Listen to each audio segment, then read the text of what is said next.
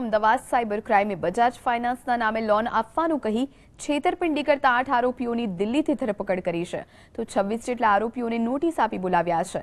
આ gang લોનના security, insurance તથા deposit તેમજ લોન ક્લિયરન્સ પેટે રૂપિયા પડાવીને લોકો સાથે છેતરપિંડી કરતા હતા। પોલીસના સકંજામાં આવેલા આ તમામ શખ્સો દેશભરમાં લોન આપવાના બહાને મસમોટું કૌભાંડ ચલાવી રહ્યા હતા। દિલ્હીમાં તિલકનગરમાં 2 માળની ઓફિસ ભાડેથી રાખી લોકો પાસેથી રૂપિયા ખંખેરવાનો આ ગેંગનો ધંધો છે। આ ગેંગનો માસ્ટરમાઇન્ડ વિજય ધવન હોવાનું સામે આવ્યું, જે ફરાર છે। વિજય ધવન પહેલા કોલ સેન્ટરમાં કામ કરતો હતો, બાદમાં તેણે પોતાનું જ ગેરકાયદે કોલ સેન્ટર ખોલી દીધું। પોલીસે આરોપી પાસેથી મોબાઈલ ફોનનો જથ્થો, નકલી આઈ કાર્ડ, લોકોના આધાર કાર્ડ સહિતના દસ્તાવેજો જપ્ત કર્યા। ટીમ લીડર એની ડિટેલ બધી વેરીફાઈ કરે અને એનો જે સિનિયર ટીમ લીડર હોય એ ફાઇનલ આ કસ્ટમર સાથે વાત કરે લોન આપવાની, લોનનો ઇન્સ્ટોલમેન્ટ કેટલો થશે, કેટલા ટકા એનું વ્યાજ થશે અને તમારે ઇન્સ્યોરન્સ પોલિસી લેવી પડશે એવું કહી અને એને કન્વિન્સ કરે અને કન્વિન્સ થયા પછી કસ્ટમરને સેટિસ્ફાઈડ કરી અને એના અકાઉન્ટમાં પૈસા પડાવતા હતા।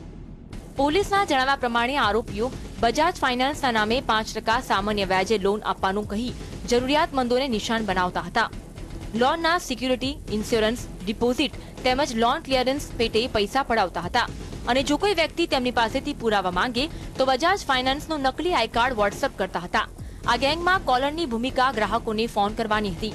બાદમાં મેનેજર અને ટીમ લીડર જરૂરિયાતમંદ પાસેથી કેવી રીતે રૂપિયા પડાવતા તે માટે ઇન્સ્યોરન્સ અને અન્ય વાતો કરી પ્રલોભન આપતા હતા।